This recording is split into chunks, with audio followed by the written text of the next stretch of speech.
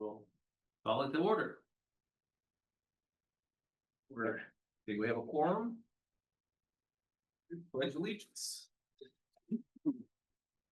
Pledge allegiance To the flag of the United States of America, and to the republic for which it stands, one nation, under God, indivisible, with liberty and justice for all.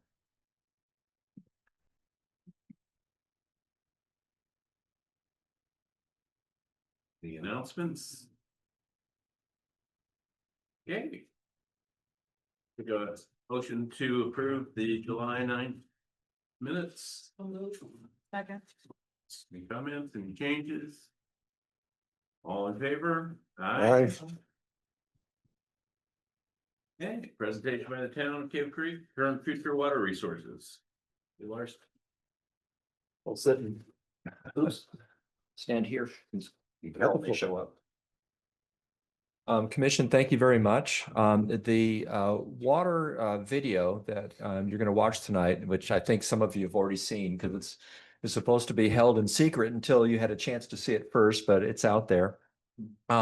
It was kind of commissioned by town manager Grady Miller earlier this year, where he told the council that he would work on a video to highlight some of our issues in town, positive and also what we're looking for in the future. And so that's how the video came about. And it was just completed a little less than a month ago.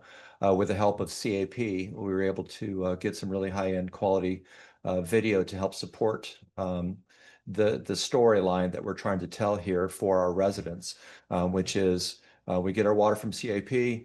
This is how it works into the town. This is how we care for our water. And here's the situation we're in, looking for more water. But it's designed to be we're doing all that we possibly can. We're secure right now, and we're working hard to find more resources in the future. So with that, I guess we'll start the video.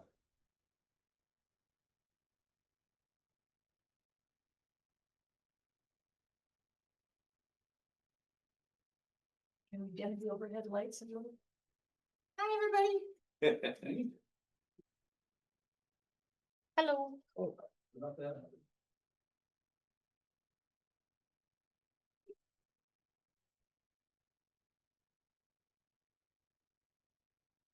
Thank you.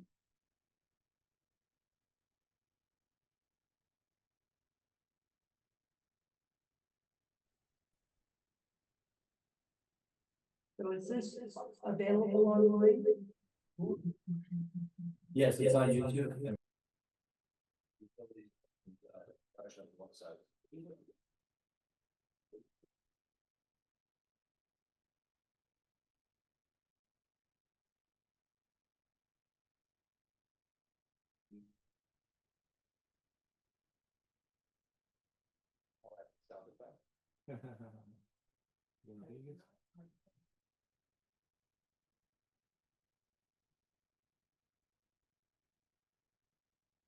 worry, we are going to start this over.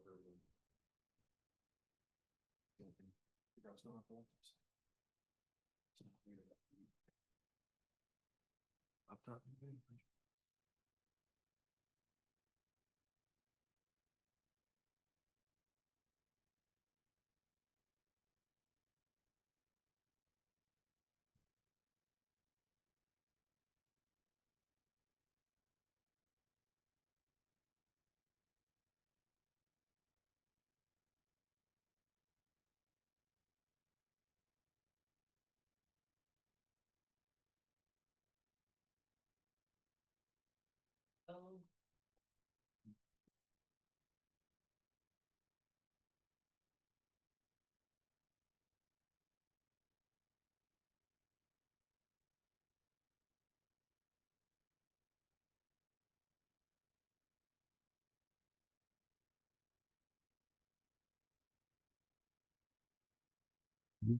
Just come through this.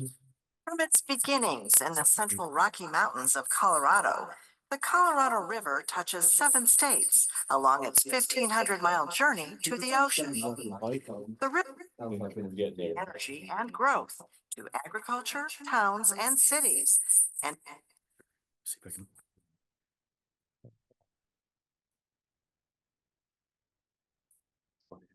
And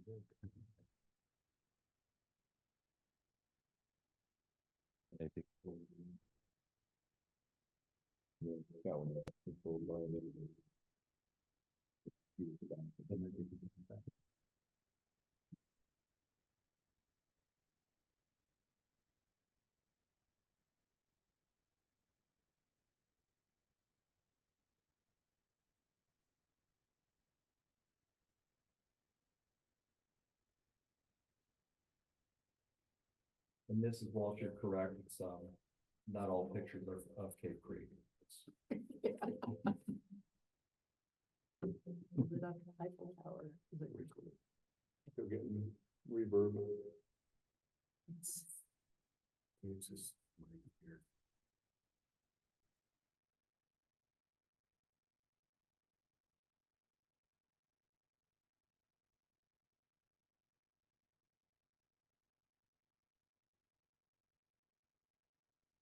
Weird.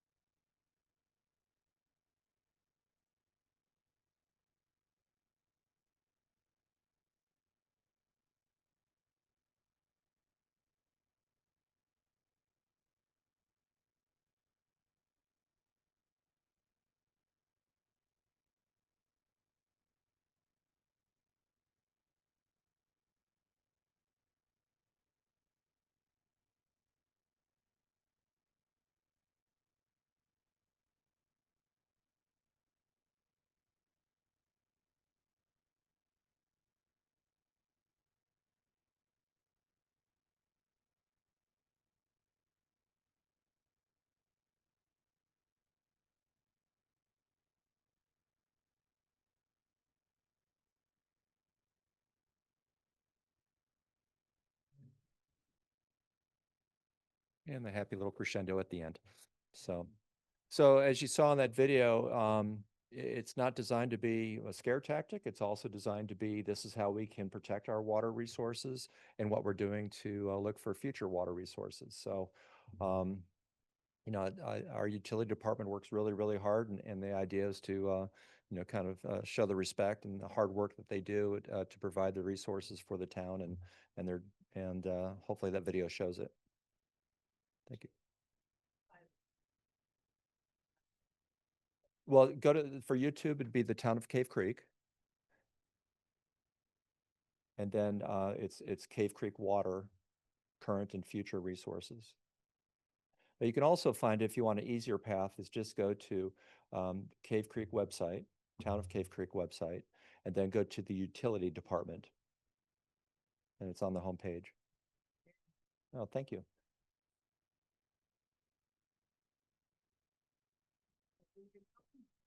Well, that was the whole idea. I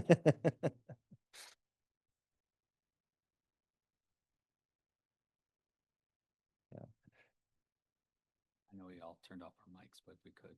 Back on. Thank you. My thumb's really sore from holding this one down. You have to thank Bo and Vice Mayor Roy for narrating that, putting that together, because I think it's everything that we can do to get outreach, and again, this is what I would say is very professionally done video for the town that shows what we're doing and highlights everything that this committee is trying to accomplish. But what, we don't want to alarm people, but it is concerning what's happening with our water supplies.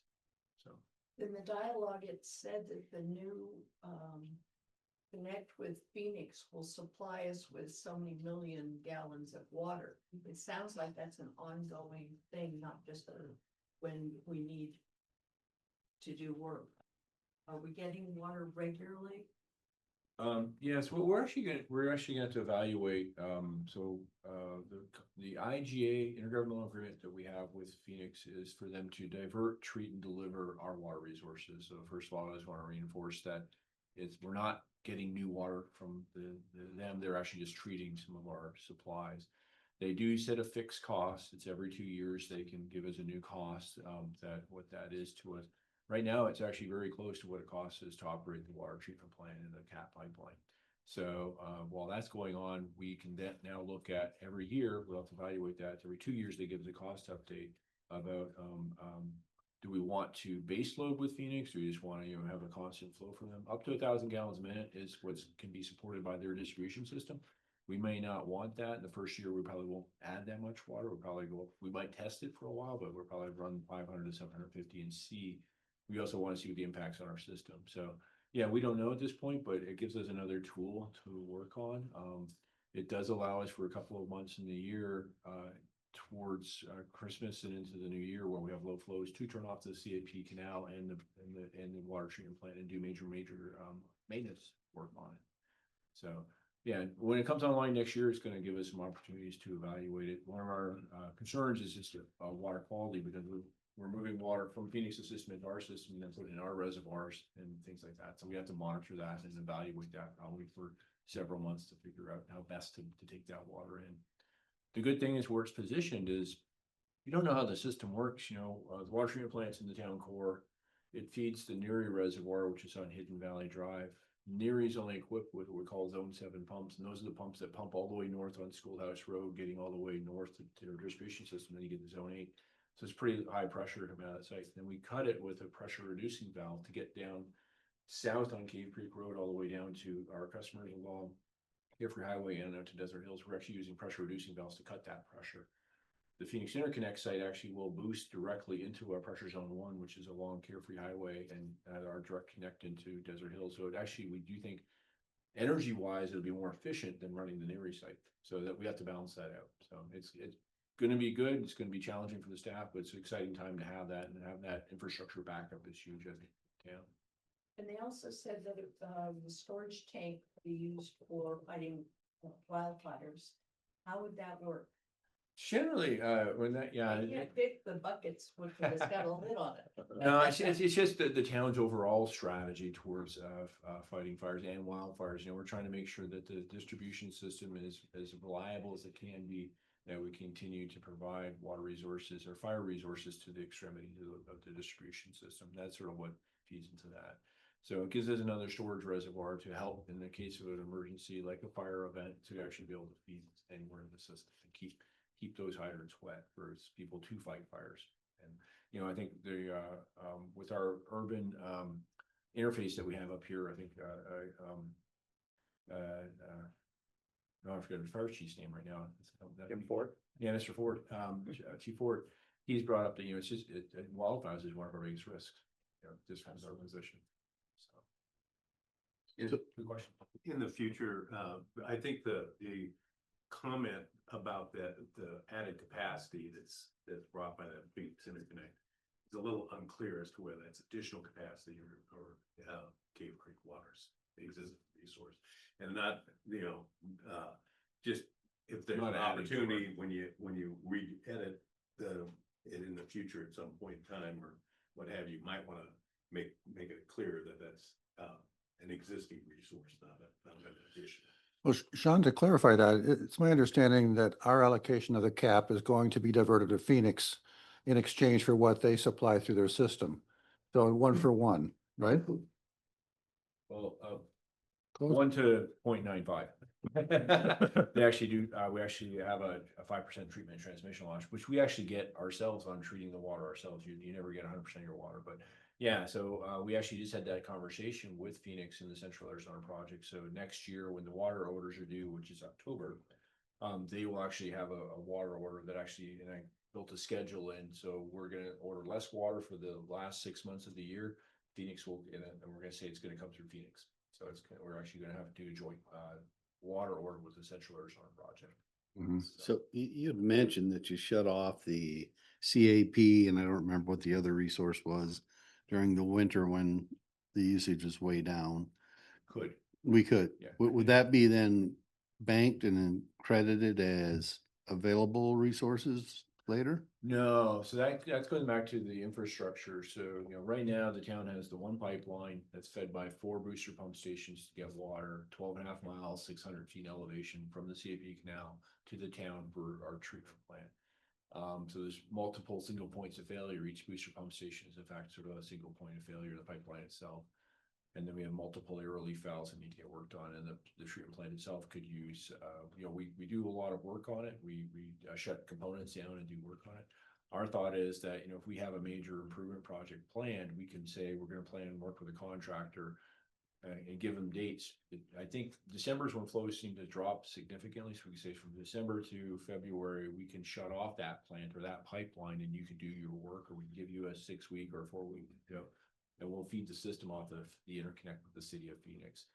It's going water resource wise, it's still the town's water. It's either it's coming to us for treatment and delivery to the distribution system, or it's going to Phoenix treatment and delivery to our distribution system. So yeah, we do recharge any excess. This year we do have excess or unused portion of our CAP allocation. It is going into CAP recharge facilities.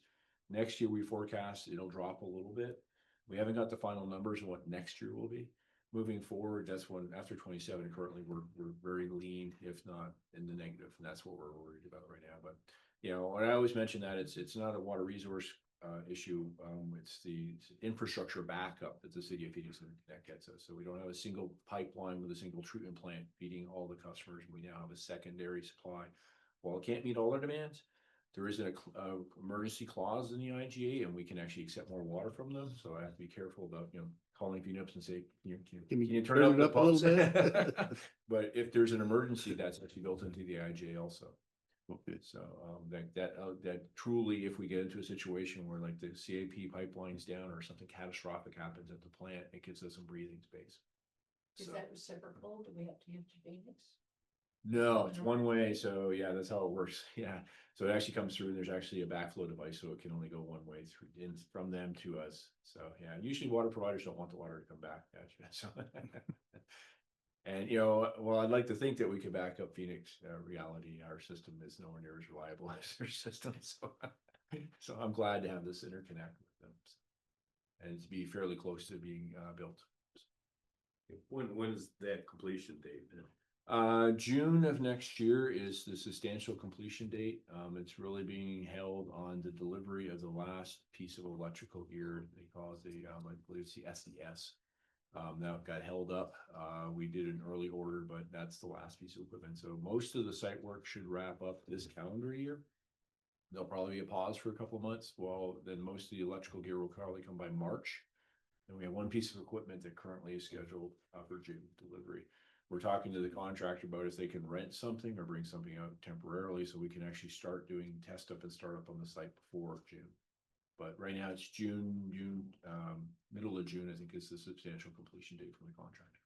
And that's the Cave Creek component of the interconnect. I mean, you said there was a portion of Phoenix was putting in with their reclaimed water. Yeah, well, Phoenix's water system, you probably ran into the work coming up Cave Creek Road, south of Cave Creek Highway. That was the city of Phoenix building a new 16-inch water line to come on and tie on to our 16-inch, which ends currently in front of Walmart. That work is done. They actually have to remobilize and come back out. There's actually work at the intersection they need to do. They're going to cut in a new isolation valve and they have to disconnect the distribution system, fire system that currently extends to Sprouts into the Abraza Hospital. So they have to do that work. So they contacted Hal Marin, the town engineer. They plan to mobilize here shortly and start on that work. They also have a booster pump station upgrade to do and a pipeline on Lone Mountain. Per the IGA, they're actually supposed to be completed by February of next year. I've heard from the project manager, they expect they'll be done by the end of this calendar year. So they'll be done probably 6 months before us. We can get that electrical gear sorted out.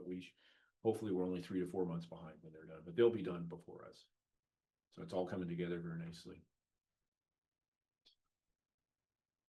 Moving to a different topic upon your future water or current water, any thing to report regarding the testing of groundwater wells?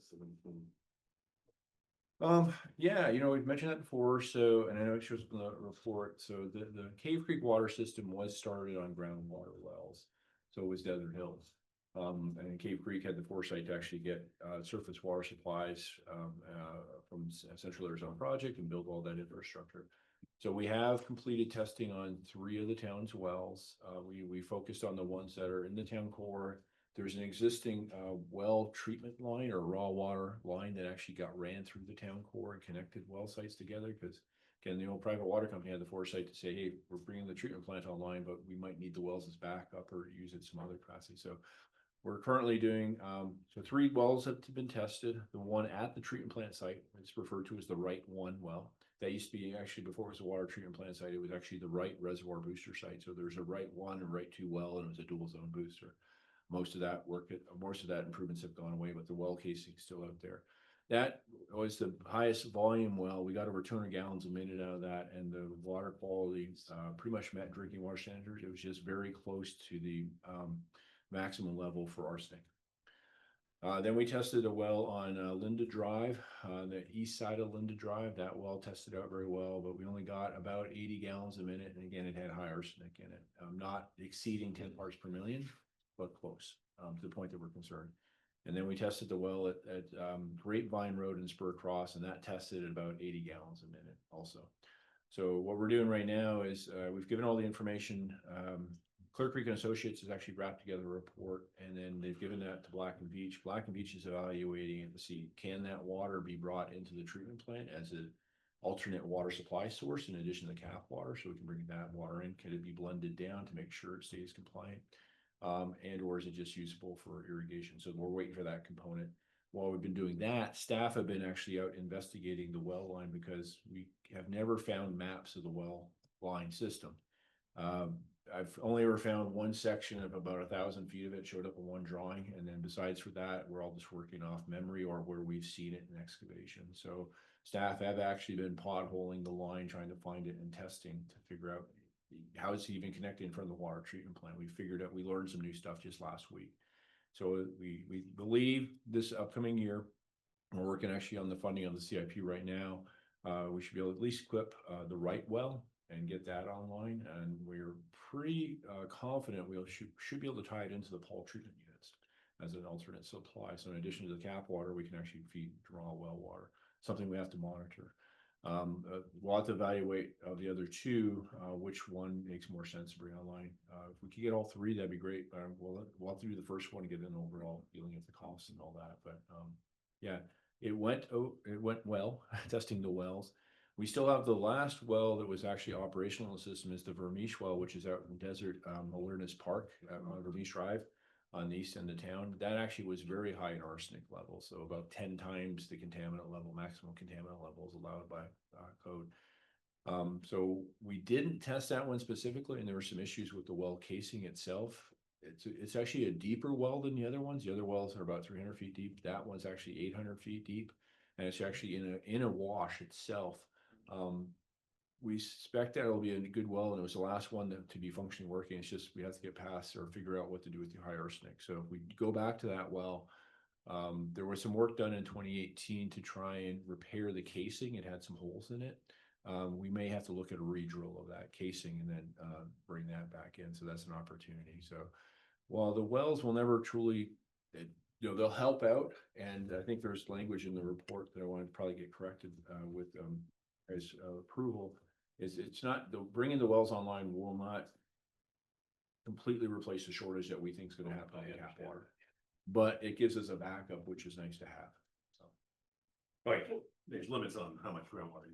Yeah, and one of our concerns is how long. Once we start pumping it, we found the well records back to 1985, and we were able to map them all out. And a lot of these wells that we're thinking about bringing online didn't run that many years before the water company even abandoned them and didn't utilize them. So was that water quality or water quantity? We don't have the records to tell of that, but I know water quality was always a concern with Cave Creek Water, a private water company.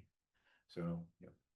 Do you anticipate when we're using the well water, that it'll impact the neighbors that are around their wells? Yeah, well, I mean, the real answer is that it could. Our municipal wells have a right to draw that water out, and it's something we can monitor. What we would do is, we can't go onto the private property and monitor well drawdowns. What we'll do is monitor our wells, and we'll see how much we're drawing it down. If it has the right well at the treatment plant, when we ran the test at 200 gallons a minute, we only had 8 feet of drawdown after 24 hours of the aquifer. So that went very well. We just need to monitor that. The one on Grapevine, the good thing is there's a casing actually 200 feet to the west that we could use as a monitoring casing for the one when we draw that one. There's not that many private wells in the town core. If you look at the ADWR maps, there's some, they're old. A lot of them are old irrigation wells that have been abandoned. So, we're not in the area along, going north along Cave Creek Wash, where there's a lot of private wells up there. We're south of that point. So we suspect that we will be drawing water out of the aquifer. Just the overall impact, something we'll just have to monitor as we run them. I would anticipate if we turn the wells on, we'll probably get a few good years and we'll start to see either a decrease in water quality or volume and or the drawdown. So we'll have to make those decisions moving forward. But it's nice to still have that ability to say, hey, in a pinch, can I get 200 or 300 gallons a minute going into the system? That's what we're looking at. Or help meet our obligations to Rancho Manana too for irrigation water. So it's another tool in our toolbox. So what are some of the biggest influences on our well water levels? I mean, are there outside influences that affect the water levels in those wells that you're aware of? Right. The town's aquifer is we're at the shallow end of the aquifer. It actually deepens and it goes deeper in bedrock as you go to the east into Carefree and Scottsdale. So we're at the edge of what I always use the analogy of a bathtub. We're at the shallow edge of the bathtub over here. So when we start drawing it down, as the overall groundwater table starts to decrease, we're at the edge. You're going to see it first because we hit bedrock first because of we're daylighting. But yeah, the without rain, recharging those the groundwater itself. Yeah, there's so many exempt wells already been drilled into the aquifer. I think you guys hit it very nicely in your report that there's just a lot of people are, because water costs are high, they say, I'll just go to the expense of drilling a private well. Well, now you're dealing with your neighbor's private well and everybody else as well. There's a lot of straws in this bathtub competing for a limited volume of water. So that's just something, that's why the old water company had the foresight to say, you know, we can't build a water system and start issuing certificates of assured water supply to subdivisions based on this groundwater basin. And they went to surface water. I remember in the nineties, there was a big ruckus about Carefree drilling, putting in golf courses and putting in wells and how it was gonna lower the water tables here for Cave Creek and. Yeah, well, there was a lot of monitoring going on and the town participated in that. Ironically, on that side, you know, ADWR, the Arizona Department of Water Resources regulates the municipal wells. So Carefree's wells, Scottsdale's wells, our wells. So there's a lot of discussion and we've got some of the documentation.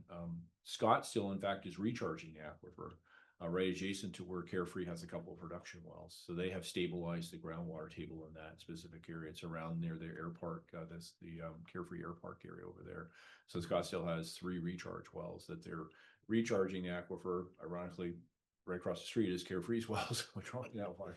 But it looks like the groundwater table is stabilized because of some of that activity going on up there. So that's a good case where that's a good synergy. But you know, ironically, Carefree is getting some of the benefit of the recharge that Scottsdale is doing their neighbor. It doesn't come up to us though. I don't think it comes up to us. So yeah, I do think if we can get the wells online, they're more of an emergency backup to help us out. And there are existing wells going north up Schoolhouse Road that we could look at, but we have other issues with that to bring those online. And water quality was one of the biggest ones.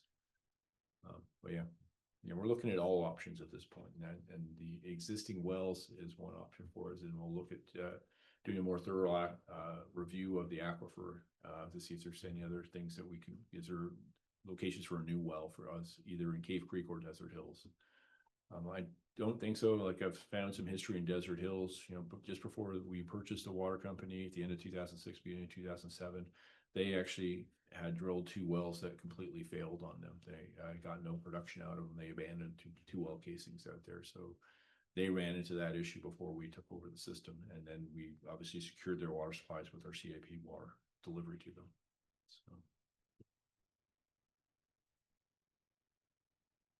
Or I always get technical when I get into this stuff. Anything else on that staff wants to provide or any other questions?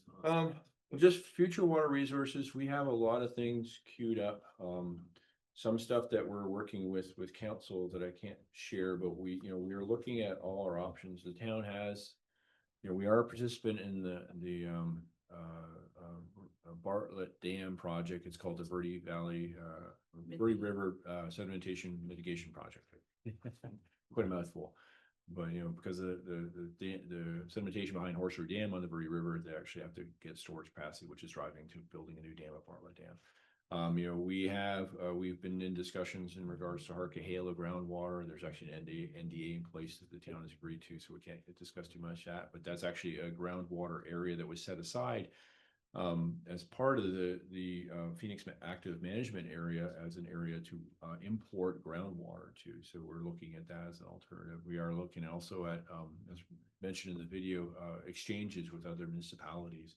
The town has been successful in recharging some water for a few years. So at the end of this year, we'll be getting close to 2,700, about 2,700 acre feet. Then with a little bit next year, we'll probably be approaching 3,000, over 3,000 acre feet in long-term storage credits.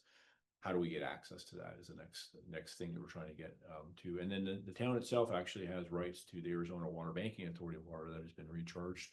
But what we're hearing from the Water Banking Authority is that they're not going to take the lead on recovering that water, so it's up to us. So we're looking at exchanges to give us access to that. And what the exchange means is that we work with a municipality that either is or a water provider that either can directly access the stored groundwater locations where their recharges, and if they have, say, wells that they can use, they would withdraw our credits through their wells and then leave water, CIP water on the canal for us to use and treat and deliver to us. So we're looking at multiple options for that. So there's no one tool for us to help get past this shortage. Conservation is a large one, but the not knowing what the final number we're aiming towards is also very stressful. And that's why in the video they mentioned up to 35%. We think more realistically it's not going to be 35%, but we've also heard from regulators that it could be 35%. So it's having that much unknown and knowing how tight our water resources are right now. You know, the town was successful a few years ago in securing some municipal, we have municipal and industrial CIP water, which is one category. We had one which is less, a less secure priority called the non-Indian ag water, the NIA water. Well, we've never been able to order the full allocation of that. We're gonna order it next year, but in the last couple of years, every time we've ordered it, they say you can only get 75% of it. We haven't been told formally yet. We think we might be able to get 75%, or it might not be, might be zero next year. So they're asking us, they put their orders in. They won't tell us till after everybody puts their orders in of what we're actually gonna get of that water supply. So that's 386 acre feet that we don't know if we're gonna get or not get. So it's really hard to balance your checkbook if you're not sure you Right. know, what your paycheck looks like. Because at this point, the water resources is our paycheck. So, but we're doing, we've got multiple things. The end of the month, next month, we have the joint workshop with council. So we want to present everything that you guys have done on water conservation, and then we'll go into some more details. We hope to actually have some things like some water exchange information available at that time to be able to share with council. So right now we are negotiating with a couple other municipalities. So, yeah, we have a really good team. You know, Ryan does a great job keeping us on track. We've got our town's water attorney, Michelle Dunquathan, who does a great job, and Brad Hill. We're working diligently to help this town secure water resources moving forward. I noted, in just doing a little review, that there's a grant program on augmentation proposals and they've accepted 6 to further review, and they're supposed to make a final decision. And I know you're not a participant in any of those, but it's one of those things to keep an eye on as we move forward, because if they actually go forward and start trying to fund some of that, doing it, and they're looking for participants, that might be something to be very active in quickly. So I know those are not cheap options, and your participation level would be very small compared to others. You know, and I think the one good thing of things like our participation in the Bartlett Dam project and our relationship with Phoenix, it's amazing the doors it's opened for the town. You know, people will take our calls and they know our situation. We haven't been shy about sharing with them of, you know, I always use the term, we're the tip of the spear when you talk about cap shortages. This town actually moved towards using what was termed renewable surface water. We got away from using mined groundwater. We don't have a real way of recharging the groundwater table up here. That's why that's one project we are looking at. Can we recharge down by our water reclamation facility and then Phoenix Recover? That's another project we have ongoing. We're discussing with it. But just the doors that we've opened, you know, I've been quite amazed at the people who are actually willing, and then when they hear our story, they say, "Oh, how can we help?" So. And the augmentation project the chair is talking about is the Water Infrastructure Finance Authority of Arizona. They're the body that's put together that's typically funded through the EPA funds down to the states, and the states then distribute that funds for things to do with water and wastewater projects. They did just submitted, the state itself was setting aside monies. I think it came through the governor's office up to $1 billion on a water augmentation project. So they have 6 proposals. They mentioned it there was a specific meeting, this meeting, they mentioned it last week in their board meeting, but they won't release anything until they actually get the proposals evaluated. So this could take a couple of months before we hear anything with the next steps. But yeah, they earmarked close to $1 billion for something to bring a new water supply into the Phoenix metro area, specifically the Phoenix active management area. What I read was they were hoping to have further narrow it down in October. Another one with WIFA is a water conservation grant fund, which there's been a couple of years of that going on. I don't know if it'll be available next year, but if it's something that the town can look into, and possibly the funding usually goes out if they look for proposals in February, in March or April, and they accept them. Yeah. Whether it's even a conservation program that you'd be interested in or could deal with, and there may or may not be something you could participate in. But if it is a pot full of money that it's a grant situation. So it's just something to look into on the conservation side. So. I appreciate that. And actually, I think one of the best conservation projects, I'd like to see if we can augment it. You know, we were successful in getting a Bureau of Reclamation water conservation grant, which helped pay for 47%.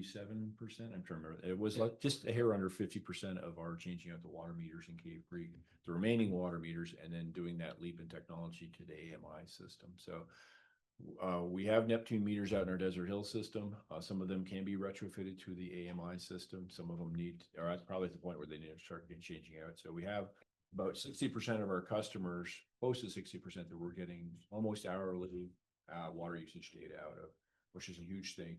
We have 40% that we're only getting monthly as we do the drive-by reads. So if we can convert the entire system, I think that's a great thing. We have found it to be such a useful tool for us as staff. And then that when we talk about the My360 application, so that we enable customers to see what they're doing so they can help participate. It can't just be the town looking out. We need everybody to help this. And I think that from what we've seen, I think I'm sold on it, that leap from a drive-by once a month and getting your bill and seeing what your water usage to getting an app that tells you your water usage and being able to understand that is a huge thing. And that will help us conserve water for moving forward. And also helps customers. You know, our water rates are very aggressive as the tiers go up, the amount of water gets used. So I feel saddened sometimes when you see someone who has a water leak or they left their house for a few weeks and they come back and they're suddenly faced with $1,000 plus water bill and they're used to paying a couple $100. So, but you know, it's the cost of the resource. So if we can empower people to understand that and be able to get someone, hey, can someone go out? I'm out of state. Can someone go turn off my water because I have a problem? Stuff like that. So yeah, thank you for pointing those things out. Anything we can do. It can be a struggle for staff to deal with things like grants. We're trying to wrap up. The town, as part of the Phoenix Interconnect project, had actually reached out and got congressional discretionary funds 2 years ago authorized. And I think this week we finally got the notice from the EPA Region 9 that we can draw the grant down. And I think we might actually have to make some changes to the contract that we have with MGC before we can draw it down to meet their contractual requirements, which we didn't know about because they wouldn't tell us because they didn't tell us how to administer it. So grants are a great thing for us to look for, and we will look for them, but they can also be a challenge for staff. They don't have we have limited staff resources, and it's a challenge. Yeah. All the hoops you go through, and this one is almost 2 years of trying to get this money. You know, we'd almost given up on it, but we kept it going with it. So, yeah. It's $2 million. Yeah. So. Okay, so I'm not sure if there's anything else I could talk about water resources. We have a lot of things that we're working on. There's a lot of, I think the workshop, the joint workshop with council will help us distill it. I forgot that we actually did a workshop with council in May. And a lot of that's going to be just reiterating the stuff that we've been working on. We have made a lot of progress on a lot of things. So, and I'm really excited about being able to bring forward the work that this commission has done towards the overall outreach and water conservation efforts. And move on to the overview of the Arizona Consultation Committee. It's a bit of a mouthful. That's why we call it ARC. So I've had comments on why isn't the town a member of ARC? Well, the ARC committee was set up and is actually the same group of people that were brought forward when the state was doing its drought management plan. So they basically brought the same group of people together. The town wasn't a participant at that time. So we are not a formal member of the Arizona Reconsultation Committee. That doesn't mean we are not cannot participate. The group has been brought together to continue the discussion. I put a little one-page fact sheet into your packet on it to come together. So when they in the 2007 Colorado River guidelines were being formed and they were doing the Lower Basin Drought Contingency Plan, this is the group that actually was formed to bring that together. So they reconstituted that group. There actually was a recent meeting of the ARC committee. It was actually on June 17th. It was actually, the committee is being led up by Arizona Department of Water Resources with participation from CAP. They actually did this meeting on the 17th at the CAP headquarters. That was their 11th meeting as they got together. To be honest, they're saying the same things. They don't really know what the end game is there, but they're trying to bring a group of people together, including other efforts where they're trying to bring together like Arizona mayors to support and say, you know, this is the CAP is critical That's what I was hearing from that meeting, is that there's a lot of, they don't know because they haven't been told, because they're working with the federal government and 6 other basin states to try and come up with a solution. So we have our preferred solution moving it forward, which I think is reasonable, and it goes in line with what the state has been doing for a number of years to help support keeping water on the Colorado River and behind the dams. But now we're hearing a lot of pushback from the upper basin states as far as their rights and their not willingness to participate. So it's a good group to get together with. What I found out of that, the main committee actually asked and tasked staff, the CAP and AWR staff, to then reach out to people who are not part of the committee. So we were invited to what they called an ARC listening session. With the deputy director of ADWR and the deputy general manager of CAP, and it was myself. Carefree Water was there, Apache Junction Water was there, and Queen Creek Water was there. We are not members of ARC. We're also not, the other thing with the ARC members, it was usually the people who have both SRP and CAP water, so that's another nuance to it. But they are trying to reach out to us. We are actually able to sit in the room with those 2 deputy directors and explain our specific situations. And I've been in rooms with them before and tried to explain it, but it's always nice to hear it again and hear what the other jurisdictions are doing. Their goal is to actually continue this as the ARC meetings formally get held, that they'll do these ARC listening sessions. We're considered part of the East Valley, so we were grouped in with the East Valleys, and they're doing another West Valley one. So it was very useful. Again, they're trying to be as transparent as they can. I can sense their frustration. You know, they know what would be a good solution for the state. They just don't know what's going to be thrown on the state. And so, but it is a good thing for us to watch for. We're not formal participants, but I'm glad that they started these subcommittee listening sessions. You know, we're not formal members, but they're willing to sit and listen and participate and go into further details of the discussion that happened at the bigger committee. From what you can tell, have the lower basin states all agreed on a proposal that they are making to the upper basin, or are there still disputes between California and the rest? It's hard for me to assess that. It seems like everybody did agree that the 2007 guidelines have been beneficial and have worked for everybody, but it seems like there's always been a bit of a pressure point. Some California comes back and forth, but I get the feeling that the lower basin states are more willing to work together cooperatively. It's just now this rift that is formed between the upper and lower basins. And, you know, at the end of the day, it's the, you know, Bureau of Reclamation actually and the Department of Interior who get to make the final decision at that. It's a federal government level. So we're trying to, and they still do not have the Bureau of Reclamation commissioner been assigned yet. You know, obviously the Ted Cook, actually chaired or ran Central Luzerne Project for a number of years, has been put up as for the nomination. But there's also been some scuttlebutt I've heard that the upper basin states don't like that because he has experience with the Central Arizona Project and Arizona.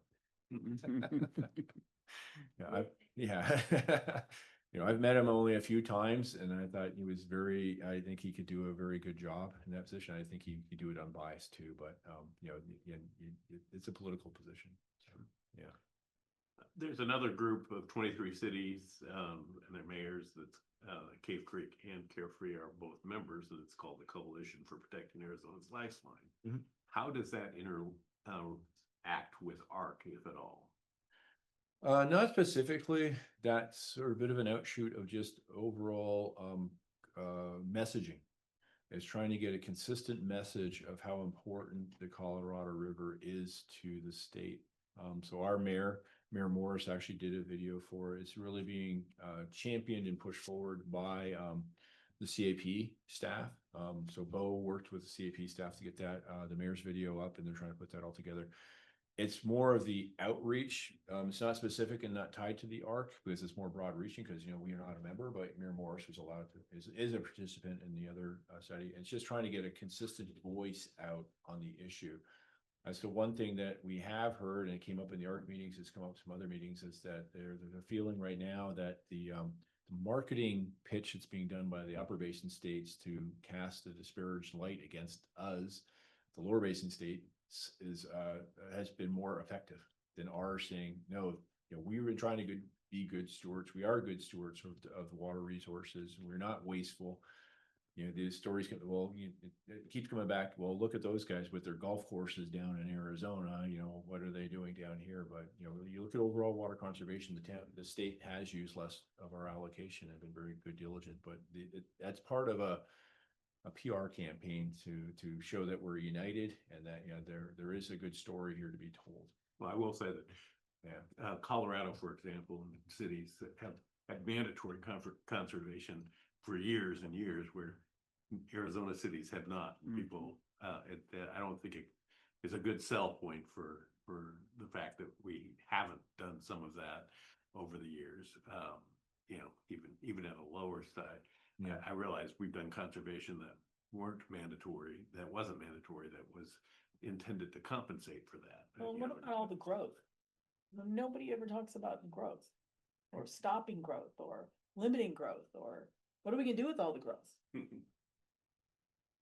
I mean, we talk about all this Yeah. and I just got back from Colorado. Colorado is growing as well. What I'm saying is the whole Southwest or West, if you, I don't know, you know, Yeah. is still growing. And you can go through the cities and I drove, I don't know how many thousand miles I drove, you know, but you know, you can see all this growth and yet we're sitting here when we know we have less water, but that doesn't seem to, we don't talk about that. I mean, I know we're going to, because it's gonna have to happen. I just don't think that's, it's not, something that people are willing to talk about until what, maybe 27, 29, when, you know, when prices go up and, you know, water is really truly, you know, because you know, it's the silent, you know, it's sitting there in the room, but it's like, Well, if the Groundwater Management Act would have been implemented the way it was enacted in 1980, growth would have stopped in Arizona in 2000. For all intents and purposes. yeah. I mean, I think Rio Verde is gonna be a ghost town before I die. I mean, most of it is hauled water, you know, and a lot of them are on wells. The big ranches are on old wells. Now, hopefully those are still being fed by the Verde River. So some of those aquifers might stay. But a lot of those houses that people have gone out there and bought are literally on hauled water. And not everybody's part of the, can't think of the name of the, EPCOR. Yeah, of course. You know, and EPCOR is hauled water and people thought EPCOR was gonna be piped water. But EPCOR is not piped water. That's just going down and filling up your tank or whatever you have. So, I mean, these are just things, and I know we haven't talked about it yet, and we probably will, like I said, I think in 2027 or 28, 29, I really think these are gonna be, Yeah. you know, issues that we're gonna have to talk about. Yeah. We've done nothing but talk about limiting growth. And the people that get elected, their job is to encourage growth and keep new people coming. Money. You know, and this town overall, though, I think we've been pretty proactive. You know, our council has, you know, in 2021, we had to go through and make the hard decision of limiting new water connections in Desert Hills because of water resources. You know, there was a big fear, would we get sued? We found the state where there had been prior lawsuits that allowed us to defend ourselves against it. And we haven't been yet, I'm knock on wood. But you know, those are hard decisions to make. A lot of other water jurisdictions, water providers, especially municipalities in the Phoenix area, this is a big discussion. There's millions of dollars, tens of millions of dollars. If you look at any large cities capital program, there's tens of millions of dollars being set aside for water resource acquisition and development. A lot of them also have more diverse water portfolios to begin with, so they can better weather a reduction on the CAP water because they're either on Salt River or they already have groundwater or they're doing recharge and recovery already. So, you know, the town is the sharp point of the stick where we don't have those other diversifications of our water portfolio to fall back onto. Phoenix has spent hundreds of millions of dollars to date to get to where it's at. And it's also committed to doing its advanced water purification projects where they're directly converting reclaimed wastewater into potable drinking water. And they've identified their third project that they're. Is that what they're using to recharge? Well, in fact, everybody's been using treated effluent to recharge for years. It's But is been that the recharge you were talking about that's over by the Carefree wells? No, that's actually Scottsdale is doing that, and that's Scottsdale's water ranch. And I don't know what I was. It may be effluent that they're putting up in their treated effluent. And when we say effluent, it's treated water. right. It's just going in and the advanced purification is instead of taking the treated wastewater, which is effluent, high quality water, putting it in the ground, allow it to go into a soil purification, and drawing out of the well. You're actually putting it right into a treatment plant and doing that same purification of it. So we're not making new water; we're just running in circles. But yeah, but if you look at any, I challenge you to look at any capital program, and that there's millions of dollars being spent and has been spent, knowing that something's going to come. Everybody's in the same boat that we are. As the fact we don't know what the cut's going to be. So. And there's been a lot of legal fights over, say, ADWR's decisions to not issue new groundwater or certificates of sure water supply that are wholly on groundwater. That's been a fight too because of the groundwater modeling in the Phoenix metro area. So you talk about Desert Hills, so you're limiting them to connect, most of them are on wells, so when those wells start going dry, which is gonna happen unless we have, 10 years of extreme wet, Yeah. so what's the plan even for that? The mayor and Manager Miller actually spoke to the Maricopa County Commissioner about that. Maricopa County is restricted because my understanding of their current regulations are that they can't stop someone from building a house on a property that has hauled water. Okay. They can I see. basically say, what's your utility supply? I'm going to haul water, and Okay. there's nothing to prevent them doing that. And then you have on top of that, then Arizona Department of Water Resources and the Groundwater Management Act allows for exempt wells. So someone can say, Right. I'm going to haul water, I'm going to drill my own well. Okay. Now we'll say, okay, you met the criteria, you have the utilities. Now you can build your home and you can occupy that house. There is still that growth going on in Desert Hills. I see it and it turns my stomach because it's some property owners and some developers that we've worked with over time, and then they knew we weren't issuing permits. So what they did is they got together 3 or 4 lots, they drilled a well, and then they're selling them off. Right. When that well runs dry, Right. are they going to be coming and knocking on Right. our door saying, hey, that water line out Right. there? And they're not even putting, tanks in to, get hauled water even, so those people haven't thought about that yet. Or to fire really- protection is the other one. you We know, actually had the to- conversation with Daisy Mountain Fire, who's a fire district out there. What's their fire insurance going to be? Right. That is a fear for me, but at this point, would they come back and force us to make connections? I don't know if legally they can. Right. But it's So something that, we that have could be to, happening too within the next 5 years, let's say. yeah. And all those wells that are being drilled out there for those private exempt wells are fighting against the 3 production wells that we have. Right. So, There's only, unless there's more than one aquifer out there, over time. yeah. And you get more and more straws in it. Yeah.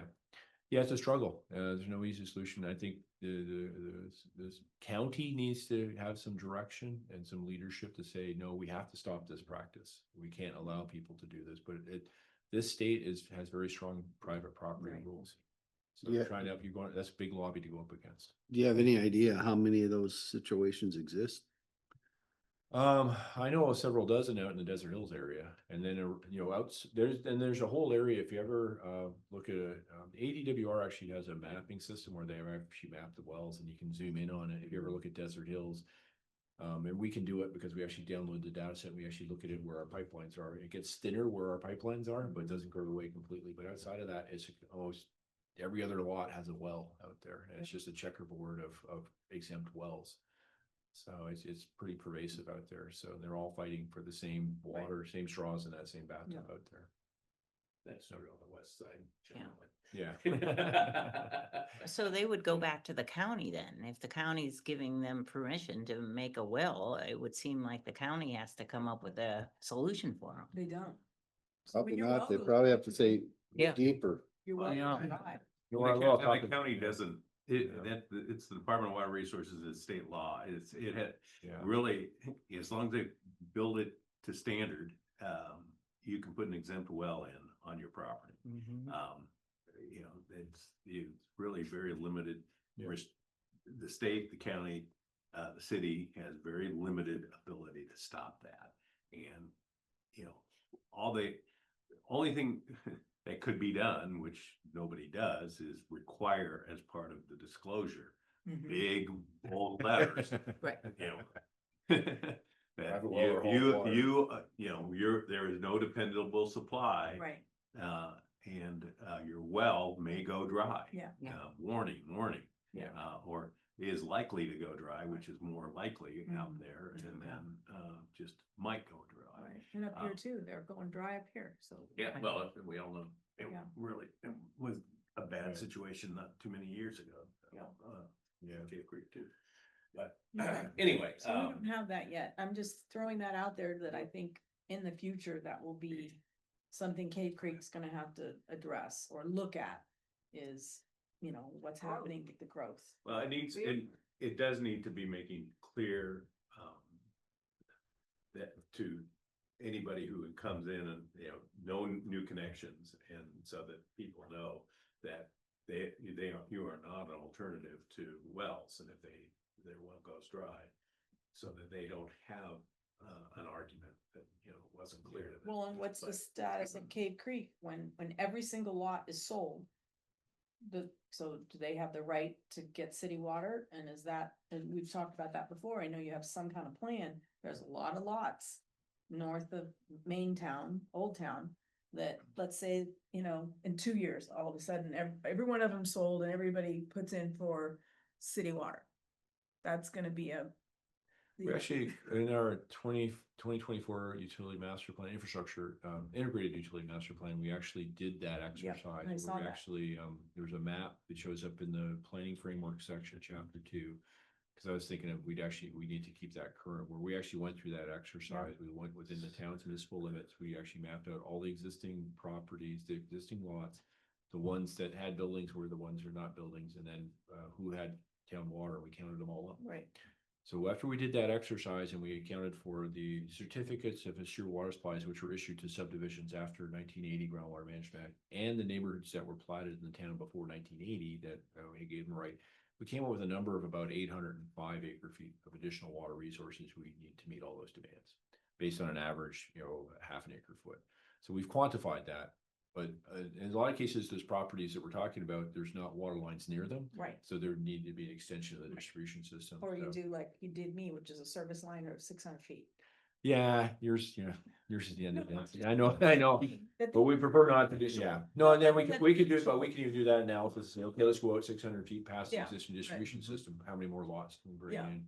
And that goes into some of the factors we're trying to look at. How much new water resources can the town afford? Right. And do we need? Right. And we actually are working with that. Rad Hill's been working on that type of analysis, because new water resources are not cheap. Right, and I just see that, Yeah. you know, we've talked about, I love everything we've done, I just think our next stage, you know, is dealing and looking at what you've already done and looking at that and going, wow, what if, and you know, how does that fit in with the cut Mhm. that's coming? And that much more water, like you say, that someone buys a lot and they, at this point right now, if someone buys a lot, they can ask for water, correct? Yeah, inside of, if you buy a lot inside Cave Creek's municipal boundary. Right, We will allow you to get a new water meter up Yeah. to 1 inch and up to half an acre foot of water, either for a residential or non-residential. so anyway, so those are just things that I think we haven't talked a lot about, but I think that's our future. Once we get all this going and then we can do an amazing job, which I think this is awesome, but that's Yeah. gonna be another challenge. Well, I'm glad you bring that up, because that's something we do want to keep going with, and not knowing what the goalpost is or the end line is and how deep the cuts are, it's really Right. hard to come back and say, okay, we should proactively make a decision on Right. limiting new connections in Cave Creek. We did it out in Desert Hills, and that was really based on the fact that Desert Hills was started and only had groundwater rights, and they didn't have enough groundwater rights to support their existing customer base. So it wasn't fair for them to take from Cave Creeks to add to take from Cave Creek. So that allowed us to make that decision point. Will it come? We had to anticipate, we might have to have the same conversation in town, you know, as we move forward. We do wells, we do water exchanges, that can buy us a few years, but that next tranche of water to help the system grow is not cheap. Right. And, you know, can we afford it? Nancy, if you can be thinking about how you want to phrase that as a Yeah. future agenda item, that's a little later in the agenda, and we'll get to what will be, you know, Okay. as an agenda item. the future, but let's move on to the, water rates, and resources that for, and understand this is just a brief, tell us where you, where you are, and when you expect to be able to present a little more detail to us. Well, overall, I think the next real check-in will be the workshop, and I'm hopeful that by the workshop next month that we'll actually have some things I can share in not just with council and executive session, which would be about some water exchanges they're trying to do, and or we know how Bartlett's proceeding. Bartlett has another 2 years in its environmental assessment, so that one's a slow process. This is rates and rates. Oh, rates. Yeah, and Yeah. resources. Yeah, there's a Sure. workshop that's currently scheduled the week after the joint water resource session. The following week is actually a workshop to discuss that. It's currently on schedule. So we are looking at, we are looking at the fundability of the current capital program. So there was been some modeling done on that. Of how much can we debt fund the current capital program. There's been some discussions on some water resource purchases and building that into the rates themselves. So we don't have firm numbers. That makes it hard to do rate modeling in some cases. But we hope to be able to present some information the week after the workshop with council. And I forget what date that is. It's the 23rd. Our workshop's the 23rd. The following week actually is currently scheduled a workshop on the rates. But you don't Are know we which day. invited? It's an open session. It's actually a workshop with council. You guys will be invited. So I don't have anything to share with you guys right now on it, but this workshop, I think, is more to have an interaction with council, and then we could present something to you guys in a smaller group as far as what we're trying to do with. There's been discussions on should we broaden the rate tiers that we have, the 5 existing rate tier. We know our costs are fairly expensive, and that one option we were discussing is should we come up with a low lifeline rate tier? Right now it's 0 to 10,000 gallons is the first rate tier. Should we do like a 0 to 4, 0 to 5 to help people out who are being good stewards of the water resources, and or increase the upper rates? We've been above, currently our top rate is 50,000 gallons. Should we have even a higher rate or just increase that? So those are all discussions ongoing. So the thought was at the workshop on the week after the 23rd, that would be presented. You don't know the exact date though. No, I don't have, I think it's the Tuesday after the 23rd. So I think it's the 30th. 30th. That's the tentative date right now. I know our finance director has been sort of bringing some stuff together. I've been giving them some additional information that they can run through. We're looking at things like the towns, how we apply the boosted rates, which applies to about 1/3 of the Cave Creek customers and 2/3 of the Desert Hills customers. So there's a boosted surcharge being applied, and how we justify that, and a couple of other things that we're working on to be able to bring forward some rate discussion. The biggest unknown and we're challenge we're having with is water resources and how we can build that in.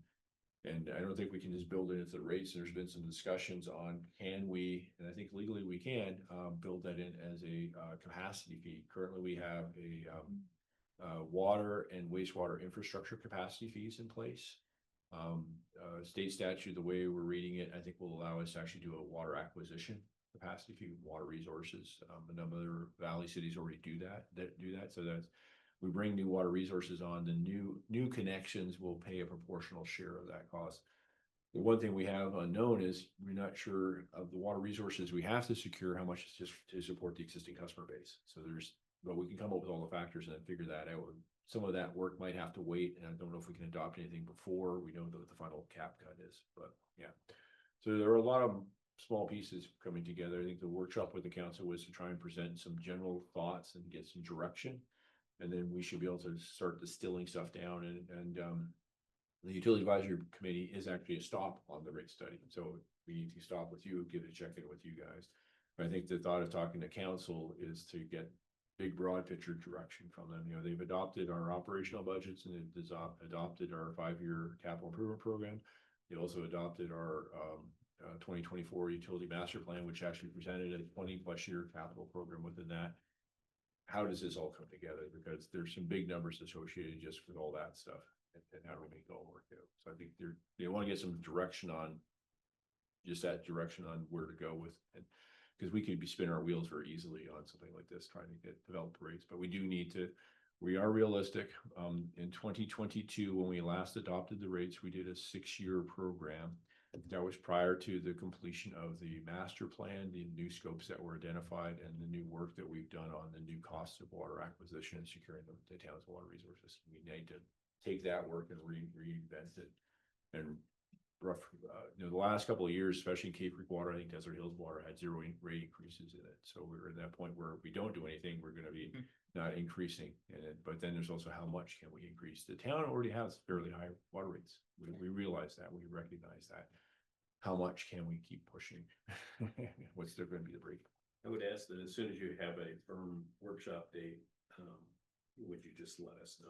Just- Yeah, it should be on the town's information calendar. I know, but we don't always get that as Okay. fast as we should. I mean, Okay. well, We'll make you know, sure. or, you know, if you guys can push one out so that we Yeah. don't have to proactively. And Well, the 23rd is your joint Right. meeting, and then a week following is the, Well, I know that's what that, but I heard it was tentative, so that's so. well, that's why I don't think it's on the calendar yet, because it is potentially not happening or is happening. Until they have enough information to Yeah. present to council. Yeah, that's, so I'll always ask you once it's firmed up and if the date We'll changes. pass that along as yeah, soon as we know it.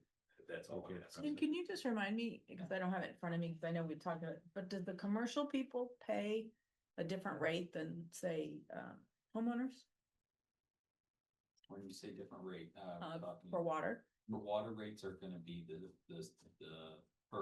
type, yeah, so customer type does pay a different water. There is different water rates for different customer types. Okay, and that, But not all commercial customers are necessarily in the commercial class. interesting. That's where, right? I mean, that's. Yeah, I'm trying to think because there's. Yeah, so if it's a commercial business being used as for commercial purposes, it gets the commercial designation. But like restaurants and all the things, all those Yeah, The we have- restaurant class. bars. So that's where commercial class is not all commercial, because there's restaurant class as well. So there's, we could share that, the different classes. And LBF, Yeah. most of the time, water companies do it by meter size. And, you Yeah. know, do it No, I by understand, classification. But I That's all. understand that, but I guess, you know, I'm thinking of all the people that come up here and enjoy the life, enjoy the restaurants, the bars or whatever. Mm. And we're asking all the homeowners up here to do all this conservation. I'm just wondering, you know, how much those, are they all conserving? Do they pay more for the use of water, since they're using the water that all of us that live here are using? I'm just Something asking. all through the rate study, that was part of the Yeah, rate study okay. that Sean was talking about before. Yeah, Yeah. cause I remember, I've seen part of it, I was just Trying to trying to remember, Rachel, so our rates are actually, there's used to be 2 components to any of the rates. It's the base rate and then the base rate that's paying for basically the keeping the lights on as an analogy. I ask you, we, regardless of whether you use a drop of water or not, I still gotta run Right. the plant. I Right. gotta keep it ready to do that. And then the volumetric pays for the usage of the extra flow added to it. It's about a 50-50 ratio we're doing. And I think most of the base rates are set just by the meter size, and then we do have the usage category, so there is a differentiation in there. It's really most strongly seen in the wastewater side. A lot of the commercial customers are tied to the wastewater system, and because of the loadings and the strength of the wastewater stream, they get charged a proportionally higher amount on the wastewater end. Residential customers aren't charged, everybody's charged a flat fee, where commercial customers are charged a base rate plus a volumetric, so they get a proportional share of their water bill. We think that water is being returned to us in waste, so they actually, if they use a lot of water, they're also gonna pay for a lot of wastewater on that side, but. Yeah, that's one of the things is the types of categories that we have. I'm trying to remember them. We have Yeah, so we've got- schools, commercial, general office, on the water rates, pools are broken out, irrigation's broken out. There we Yeah, go. I got it. you can show it on the website. Yes, we Yeah. do have it. So I'll pull up here to the top. So how the website has it is broken out between Cape Creek, Desert Hills, and our Cape Creek wastewater customers, because there's only 950 or so Cape Creek wastewater customers. So you basically click on each one, it gives the different rate classifications. Water, so you have your base monthly charges, Yeah. whether it's the size of meter, and then you get the issue if it's boosted or not. Boosted to the town's definition is, as I mentioned, all the water from the water treatment plant goes to our Neary site, gets boosted to pressure zone 7. Anything that has to get boosted beyond pressure zone 7 requires another boost. There's a separate rate for that, and it can be fed by pressure reducing valves downstream of pressure zone 7. You don't get. And then what about, like I said, the restaurants, the bars, Yeah, the, keep going down. Then I think it gets into the. This is the rates per thousand, this is the volumetric rate, so that's for multifamily, single family residential, multifamily. Keep going down, then we have commercial. Commoners. Common areas and commercial irrigation. Commercial pools, That's it. and that's it for the water side. So go up so we can see commercial against the multifamily residential. Yeah, those are really close rates. So when it comes to water, there isn't the residential category unless they're on sewer. And then they do get the resident or the restaurant on the sewer side. Scroll down just one more row, just to see the higher rate. So on the commercial. Trying to get to the top here, if you're using more than 50,000 gallons and you're a commercial customer, every Commercial. 1,000 gallons above that is 1807. That's commercial pools. Yeah, so pools are really. Yeah, commercials is back up here. That was, 1856. yeah, so it's right now, it's, Or 1802, where sorry, these are calendar years. yeah, so in 2025, if you're a commercial customer and you're using over 50,000 gallons, every 1,000 gallons is $17.04. And go back up to the residential, The 1750 for multi, that's. 1750. so they're So it's the cheaper. same, or cheap. Once you get to higher usage. These are just things in the future. I'll put that on from our future thoughts of how we need to look at things, because we talked a lot about residents. Yeah. And 50,000 is a huge amount. Yeah. So that's. But even the low they use a lot, I can only imagine some of not the much places. different. I think you said the average Yeah. is 0 to 10,000. Yeah, I think if you actually do a true average of the system of all accounts, it turns out to be just over around 11,000 on either system, and then you break out that, so that's part of the rate study. 85% of our customer base is residential, so Right. you're only talking 15% above that, and then as part of the rates, they actually look at where they fall within that as far as proportionality. My understanding, the goal of this was that 1750 was to, try to promote conservation. So having a higher rate, being the residential, being that you're only higher end user, Yeah. you want to kind of, that idea, that having that higher rate for that residential user. You can see how much it is above the 0 to 10,000. That is another discussion point. Should we come up with a 0 to 4 or 0 to 5,000 categories? I would like to see the distribution by each one of those volume classes. It's in the rate study that I went. It through is. that. Yeah, so the rate study is available, I think, still on the internet, on the town website, so. But yeah, they go through a very detailed, analysis. But we can share that. These are just future things. I'm just thinking of future. As we've talked, I think what we've done, we're, we have something to present, but Yeah. what's, And since they have the usage data, I think we just gave the Wildan 1 year's worth of data set. They can run it through and they can see, an idea if you ask commercial to pay a premium above everybody else, how much would that potentially Right. bring in revenue? Right. These type of scenarios they can answer. Right. So since the non-residential component is only less than 15% of our customer base, it actually doesn't make that much more revenue, but Right. it does help promote conservation. but I think it will make a difference in 3 years from now. I think 3 years from now, we're sitting here after the cut. And when we're looking at things, you're gonna be looking to find areas to make a difference. That's what I'm looking at. I'm looking at where are we headed Mhm. after you get all this cut and what's gonna be happening. 2028, so at the current rates. I mean, you're gonna go from 1750 to 1856. Again, this is the 2028 is the current end of the current adopted rates. What we're trying to do is look at the next year, hopefully, come into.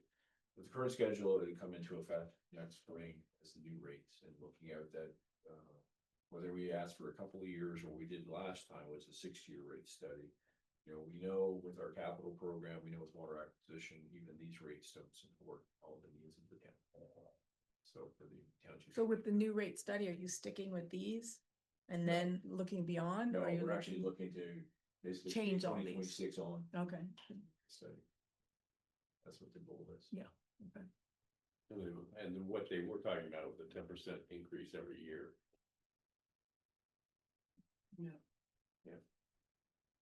Came out during the budget sessions when we looked at the proposed, largely based on the proposed capital program. Which included some substantial costs for water acquisition were built into that. That's why one of the things that's been a good discussion point has been, you know, especially if water acquisition is not for the current customer base, but for any future growth, should that be a separate capacity fee gets charged to those future users, so they get a proportional share. But that was made in one of the presentations during the budget session was it was a 10% growth every year for 10 years to pay for the capital program, which included water acquisition. Right. Which admittedly was not overwhelmingly accepted by all the council members, so they were asking to fine tune that, so. That's not necessarily what the final proposal is gonna be, hopefully, but it is, That was the first flush at when we put together the capital program, which was the new project list out of the master plan and looked at the acquisition cost that we were Right. anticipating. But I think we need to be realistic, and I agree. I mean, this is gonna cost a lot. Keep talking about it and Yeah. keep everything we're talking about. This is reality. and that has very limited impact on, you know, if people are preserving Right. 25%, that means 25% less water is being sold, which, Right. but the budget doesn't change That's right. that much. Mhm. There's a little bit of variable cost, but it isn't that much. No. It's interesting because when they do the model, they actually build in factors called elasticity. The thought is as you increase rates, people will see through. Yes. And they have built in some factors to help analyze and do that because you don't want to keep raising the rates and then so it conserves all of a sudden towards my revenue stream. Exactly. That's what happened to Los Angeles. And the two stuff too. Yeah. I also got a brand new council too. Yeah. Yeah, you know, everything gets amplified with our small customer base. We're trying to balance this over 4,500 customers. The two water systems between utility operations, the general operations of the systems. And also the planned improvements, capital improvements, which again, we have to make those hard decisions. What can we afford to do? Versus what's required to be done, what do we need by, say, regulations? You know, a few years ago, the town had a reclassification of the water treatment plant, which forces into going in purchasing the pulp membranes. You know, that was a cost that came up very quickly, but that was because of the way the regulators looked at the classification of that plant. If there's another regulatory change that could impact us, you know, that's the type of lens we now have to look at. You know, if you ask me what's gonna fail next, I'll say, I don't know, but I'm very scared of something failing. So we have to balance that out. And then the sewer system is another challenge for us because it's even older in some cases. And then you know, the maintenance hasn't been done and it's also just it's a even smaller customer base. It's 947 customers right now in the sewer system. Trying to balance the cost of operating that and business repairs. And that's always been something that the town has actually been offsetting with the general fund ever since for sewer operations and especially since the 2010 expansion of the sewer system and creation of the new sewer plant on Carefree Highway, which was done to allow for commercial development. So, you know, I get educated very early in my career here that, you know, without the sewer plant being relocated down the Carefree Highway, the town would not have the benefit of Walmart and now Sprouts and all the other commercial development along there. And since we are a sales tax based system, that was the part of the fairness that was actually a portion of the sales tax revenues being set helps offset the cost of the bonds that were used to build that plant and relocate that plant. Okay, anything else on rates and resources at this juncture? If not, we go back now, we get to the water conservation awareness proposal that we have.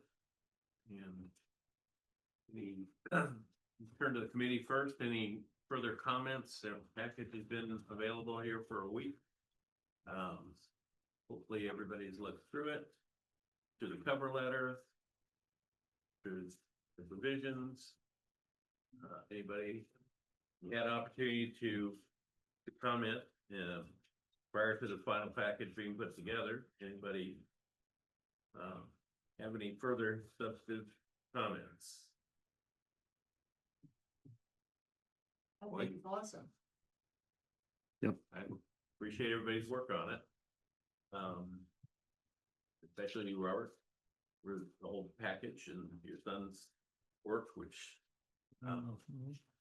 anyway, with that, I will move to adopt it to provide to council. I second it. Oh, if I can just I actually was gonna make one suggestion as I read through it just before today's meeting. I actually did have one edit I would suggest. About halfway through the package where it talks about water is precious. There is a paragraph, the third paragraph on that page talks about the re-energizing of the town's wells. And then the statement is actually made, if successful, the town's old wells can cover most of the shortfall caused by the cap reductions. I would say, yeah, some. Well, initially, when you initially talked about it, it was going to cover all of the initial 20 to 25%. Yeah. But I don't have a problem with Yeah, that. now that we've done some of the well testings, a couple of the wells are less than 75 gallons a minute. Yeah, I'm very cautious at how much. Yeah, so I just, we have a little more spirit knowledge now. No, that's fair. Jumped out at me. Yeah, no, I appreciate that. That's. Which, do you know, and these are unnumbered, so is it after all the, It's this Ryan's one. got it up on the screen right now, Looks it's like like- midway through the package. This is water is precious, it's the third paragraph down. And this is where the change is on the page. And even the fastest and easiest action is to restart.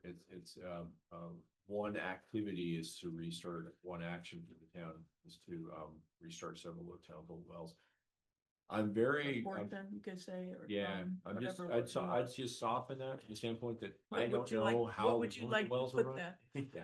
That can cover a portion or some of the shortfall? Um, What would you like to have? instead, What would you say, Brian? potentially. Can cover potentially some of the shortfall? Yeah, that was no better. Okay, so potentially, I went to the fastest and easiest action. One of the actions that the Some town of can the take is to shortfall. restart several of the town wells. The wells are currently being tested, and then the last sentence, would be, if successful, the town's old wells could potentially cover a portion of the gas shortage. and potentially, Or could potentially. and potentially. And I think even Yeah, the second yeah, sentence, potentially the covered. fastest and easiest action. It's one of the Or- actions. say that one more time so I get it right. Just insert, can wells can- potentially yeah. cover most of the. Can cover most, but it says most still. You don't want most. No, I think some of the cap shortage. Yeah, okay, we want to change And most. even the document itself, there's 20%, 25%, and I think there's 35% throughout it, so we don't know. Which is- Yeah, Okay, right. so Uncertainties. let's just get it clear so we know what, Okay. Ryan's gonna change it to, and the minutes are correct. So Okay. on the second sentence, we're gonna say one of the actions, or one action, One option, action or option. one action is to restart. Yeah. One action is to restart several old wells. And then, the last sentence, that's only up to that point. Then the last sentence, if successful, the town's old wells can potentially, adding that, cover a portion of. Or cover Some some of the shortfall. Yeah, The substitute expected some for most. Okay, or anticipate. With, now you're adding words, with No, we everybody. just got rid of most, just delete most and put some. I know, I got that. Okay, And then just I put- heard anticipated, so. No, no, don't get any of that, just do Okay. can potentially, just put potentially between can and cover. Okay. So can potentially cover some of the shortfall caused by cap. Yeah, You got it? that's fine. Thank you. Okay. I don't, I'm hopeful the wells will help, I just want to oversell. Yeah. Anything else? Did you see? No, I think that was good.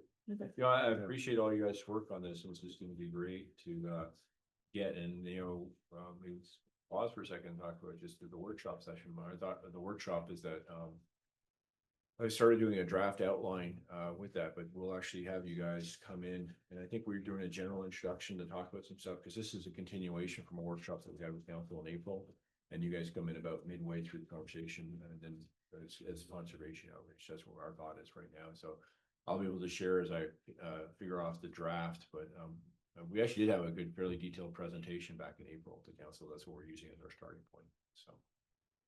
Just filling in the gaps or the additional information, and then adding this is a huge plus for that entire conversation. I appreciate everybody's effort on this, and I think good conversation with council to have time to put this in the package so they can have time to look at it and provide any feedback, comments that they have. But I think you guys have outlined what is a really good outreach program that Bo will be the lead on this and keep this going and help get this out there. And the ideas are like all the marketing materials and everything else that you guys have come up with are really, really good and Cape Creek specific. Well, you got a motion on the floor? Well, wait, I've got well, it's gonna be changed here. Okay. I did want to make sure that the change to consultant and how that was worded, everybody's happy with, because that was kind of the biggest area of discussion. Not using a consultant, but Well- using it as a, Not using it as an on-site. Right, right. Consultant. yep. And everybody. It's open and big enough that we can. Work with it. I just want to make sure that we Yep. got it to a level that works for everybody. Okay. And if I could say something, so, I did, draft up this, water conservation slogan, kind of sheet that Ryan originally put in the front, and I'm like, no, I think we'll put it in the back. And I don't know, Bob, how you feel about, I mean, they're basically just slogans about, water saving ideas versus commercial. And then I thought, well, maybe we could put it with Cactus Charlie, that if we're generating sayings for him to say, that we could pull from here is what, Absolutely, yeah. Mine was just an example. Yeah. We could use the images and have them say lots of different stuff. Yeah. And I encourage you all to contribute, whatever you think might make sense. Yeah. And we just want to expose as many people as possible to the mascot idea. So the association is, you see this, you think about water conservation. right. And that's why I kind of came up with a couple of his friends. Maybe we could use Desert Tortoise or the rabbit, in your imaging. Your son could maybe add the pictures in and, have them say a few things with Cactus Charlie. So that was I just wanted, Comment that nobody uses a broom anymore. It's all the blower. oh. Use a broom or blower. Yeah. That's why my rates are low. Okay, with that, I would ask for a motion to present this package as amended in the water is precious section to the mayor and council. Okay. You second. Yeah, I'll second it. Okay, all in favor? Right. Okay. That's Well, our- we'll do any I wanna presentation. put him or on button. do the whole When festival. people do something good, we want to. I think different, right? I like the idea of a joint, so we What have I to did. summarize how we get there. So again, I'll I already been contributed. talking for a little bit up front, talking about all the other things that we started off with. Right now, it's sort of, and we could reverse that order, all right? Sort of the back half of the workshop would be the conservation. So we can get into the projects up front, then spend most of the time, hopefully just talk about conservation. That's the focus of the workshop, but I see a joint one myself. Are you going to have an agenda then? Yeah, I've started doing that by building a PowerPoint slides with an agenda on that to show the order of how we'll talk about stuff. So I can share that with you, the draft. And, and again, we could potentially reverse it where we talk about the conservation outreach first and then we get into the project. So But, I would think it would be better to go ahead and do, conservation is to address the shortage as some of the resources. Yeah. So however you. I honestly think it's gonna be the more, participant or the more one-on-one workshop, the council's gonna get more impact of that. The other one's me presenting up front, hey, we've already talked about this, these are the things we've been working on, this is the next step we've done. Now let's pause here, if there's any questions, then we're gonna talk about conservation, which you guys can champion that, so. I don't participate at or see having spent too much time up front, getting to where I can pass it off to the joint group to present to council, and you know, they'll have seen this in advance, so they can just come back with their comments and just present where we think it should be going. So, Well, I mean, there's a couple options that we can handle, and this goes into future agendas and meetings. Whether after we get an agenda, whether we wanna, it doesn't have to be an in-person meeting, we can have a telephonic meeting to just discuss how we wanna present this to, you know, how we wanna present it to council at that meeting, you know. Yeah. As long as it's public. Yeah, I mean, again, we can meet in person, or like, I'm just saying, whatever's more convenient for everybody. You wanna do just a telephonic communication and get it over a line, or a website, however you wanna do it. I think the last time that we physically did a joint workshop, we've done a couple with well, originally it was the Water Advisory Committee, and then with council during the rate study before, and also through the master plan. And logistically, how we've done it, we've had the council up at the dais, and we've actually had the chair and vice chair with all the members behind, and then present from there, and staff are at the other table here. And then that facilitates presentation, and obviously the other members can come up and speak at the podium as requested to add. That's how we've done it. Unless you want to add more chairs, that's an easy thing for us to do, add 2 tables to allow more people to sit up at the front, interact. That's how we've done the workshops. We don't have the room to allow council to come down here, and we're all sitting in one big happy family. So they're sort of at the dais, and we have to sort of. I think it's good. 3 of us after these guys, so. There's 4 of us. 4 of us. Yeah, so we done before So that, good. you sit right behind the one, and then you can come up and interact very quickly if anything comes up. So you can speak to any specific issues. If council asks a question, the chair or vice chair wants someone else to input, just come up and boom, you're right there. Or we can, I think we have room to set up another tables. We could potentially have 4 of you sitting up at the front. Yeah. Oh, yeah. Front row. The signed seats will be the card position. Again, do you have an idea of when you think you might have your rough agenda done? I probably next week. Yeah, I've actually already started the PowerPoint. It's basically an update from the last one. And then again, this will be keyed in at right now it's the second half of it. Yeah. So I don't know. I'll get this distributed next week. The joint meeting's on the 23rd. The week of the 15th would be the week before that. Anybody want to? And it's not critical. You're out of town. So are we just wanting to decide who wants to present the report? Well, Which are how the do you want things? to present it? What do we want to It's say? that big a deal. Yeah, think I we should think- just present it. I Okay. mean, it's all here. They are gonna have a copy of it. Mhm. I And think you- you can, as chair and co-chair, if you Mhm. wanna, a vice chair, excuse me, you know, just do it succinct, ask for questions and, you know, make it simple. Yeah, I don't think that we should read the whole thing to them, No, I no, don't expect that you know, either. but just talk kind of in generalities of the sections, you know, and probably the most important thing is kind of the phase-in approach. Yes. And we want to get their buy-in Mm. to, you know, the different elements, you know, so that we can then engage Bo, you know, and then go and get this thing in the works. Yeah, I think just logistically, since the workshop's on the 23rd, I think the clerk beats us up, so I have to actually have a packet in the week of probably the 10th or 11th, I think usually, so at least a week before. It's not action per se, so it's more of information, but they like time and they have to publish it. It's still 5 So days. this in whole advance. thing will be in it. Yeah, that'll be part of the, you know, I'll have a slideshow, and this will be part of that. So our slide deck on top of it's how we're presenting our information. It's really just a slide Did deck. you want something additional, William, or you think you No. have something different? No, I wanted to get, I wanted to give this committee an opportunity to say how you wanted to present it. Oh, practice. Who's talking? Yeah, sweet, simple, hit the main points, which I think are in the beginning, and you know, hit the main titles. And then you wrap it up with Cactus Charlie, you know, you go through literally you don't have to, Cartoons. you know, yeah, but I mean, you can go through almost the titles of it with them, maybe. And just to make sure they did have time to read it, but just hit the titles and then, Kind of a Yeah. general statement about what that addresses. So I did actually, on the cover memo, right? Is that gonna be put on a letterhead? Something, I was, Exactly how you guys approved it.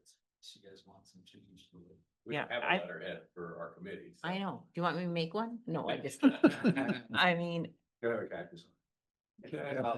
On the logo on the front page, that's a very old logo. And I can get you, or Ryan can get you a, current town logo, oh, that'd be great. Yeah. Yeah. just so it doesn't become a talking point. Yeah, like, Well, that's expensive to change out, that's all. I had to. Yeah, yeah. I was gonna say, yeah, it matches. It matches but different color. okay, put a new logo. And then, okay, if your guys are good, yeah, I mean, I'm good with how it reads, but I just thought whether you have an inner office memo or no, we're just gonna do mayor and council. Perfect. That's something you guys want. Oh. Okay. Don't care. Yeah, there'd be a package within it. Obviously, the PowerPoint, I can go, what I'll do is I'll pull through and have highlights so we have slides and talk to it. So it's not gonna be a complete repetition, I don't think. There'll be a lot of slides. And we'll pull out the high points of it and we can speak of it. That here's in your packet, you can, this Yeah. sort of page, be nice to have to do that. Yeah, we will have page numbers though, right? Yeah, Right. we need that so we can direct people through. Right. Yeah, I mean, what I would suggest is go through the executive stuff as part of what's putting together a package that might be on a PDF, that we would show would be through the executive summary and a couple, examples of the informative messages maybe. Yeah. Not the current one so much because they've already seen them. but, Yeah. Respective ones and, and maybe I'll look through this and. If you want to pull out what you think, I'll- you want to I'll- highlight, that's fine. I'll suggest to Ryan some to deal with, or, Yeah, let me know, or. I'm not gonna be in town the week before, Bill. Okay. That's fine, we'll meet, not a problem. Okay, so the next items though are future agenda item and future meeting dates. So, yeah, are there additional item, we should be done with at least this part of the conservation plan. Well, no, As far as our next meeting goes, it should be, unless we want to talk about any feedback from the council, that would be. That would be, yeah. I would like to ask the council, what do they need? I mean, we've kind of been self-directed so far, but are there any hot buttons and stuff that they want us to look at or comment on? Water. I said, I think that was our mission. Of course it is, they said, find water. Find resources of So I don't know water. the best Save way to. water helps. Yeah. We can certainly ask them in the meeting, but it's for our planning, if there's any discussion that Sean and Ryan have with them, we're looking for ideas right now. Why wait?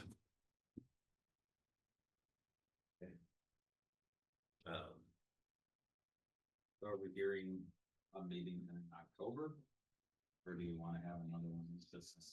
I don't think we'll have another one in September, unless we're gonna have the joint meeting. Wouldn't think there would be a need. And if we can do September 30th. Yeah, so let's go to October. end of October. We had provided dates of the 24th and the 29th, 24th of September. But won't do that one, because we're gonna meet on the 23rd instead Right. with the council. If we want to, we could, either post or either pre or after the joint meeting, notice our own for having just a short agenda to discuss what happened at the council meeting to kind of highlight it. Wrap So up that and see. we can deal with that. If you want to do that, just, at the end of that meeting and work with Ryan is with anything that we want to add to that, but I don't want it to be a long meeting where we'll have already had a joint meeting with the council, but if you want to have a half-hour meeting, right after that. Well, so I'll be out of town from the 24th through the 1st. No, I'm talking on the 23rd. Oh, on the 23rd, I Yeah, can't. I'm just talking.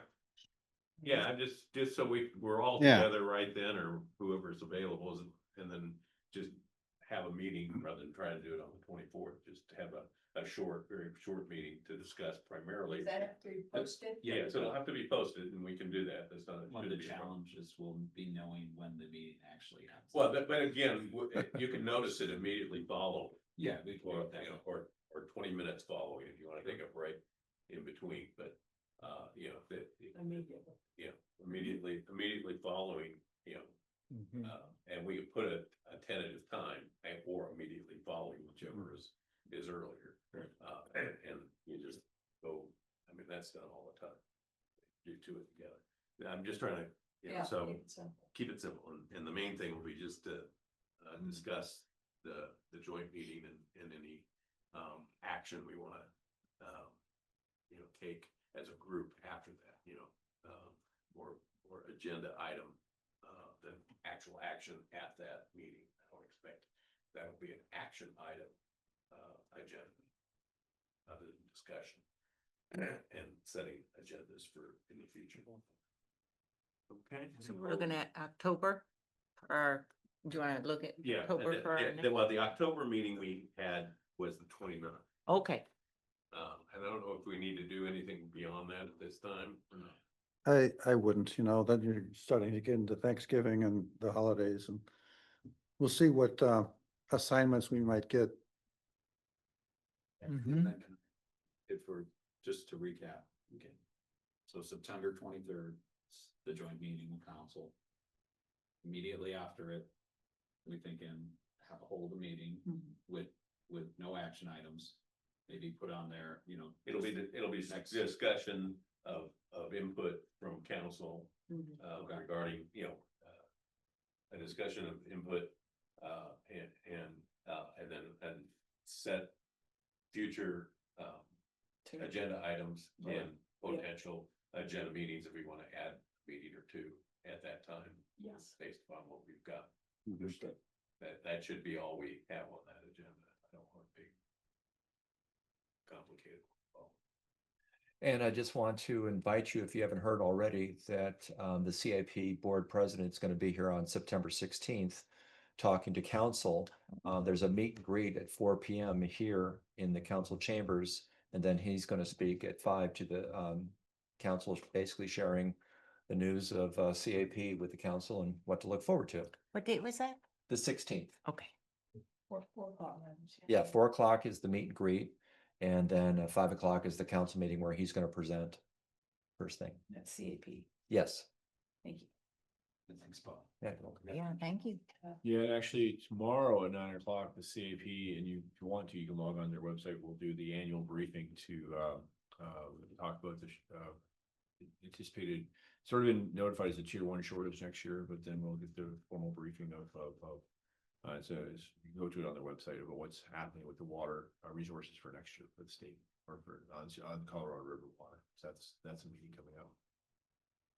And you know what time that is? Is it 9 a.m. on Yeah. so you can get to it through the CAP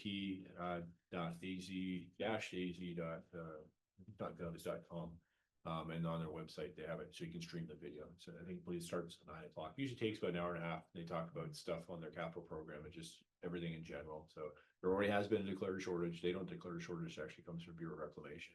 They just will talk about how it's going to impact moving forward for next calendar year.